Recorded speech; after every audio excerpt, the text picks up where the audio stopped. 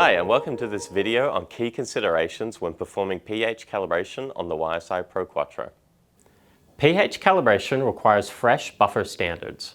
pH millivolt response should match known theoretical values. pH sensors should not be allowed to dry out, and buffer accuracy, temperature, equilibrium, and sensor condition directly impact calibration quality. The main reason issues with calibration or erroneous readings happen in the field is due to cleaning. Clean the probes before doing anything. Before starting calibration, observe the millivolt readings for each buffer solution. These readings help diagnose sensor health and aging. A pH buffer solution is approximately 0 millivolts, plus or minus 50 millivolts is acceptable.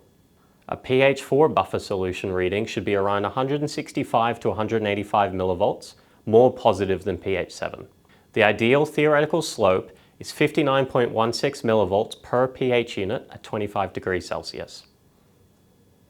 A single point calibration adjusts the zero offset only. This is suitable only for rough measurements or when a previous multi-point calibration has established a valid slope.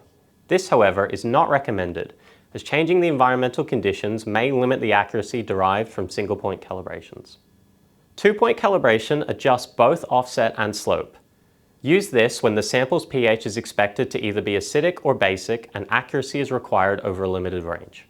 The instrument automatically detects pH 4, 7, and 10 buffers if the correct ISC or pH sensor is installed. Thanks for watching this video in our playlist for calibrating pH on the YSI ProQuatro. Be sure to check out the rest of the videos in this series to ensure you get the most from your instrument. If you have any questions or need any further assistance, please don't hesitate to reach out to your local AMET team on 1-800-000-744.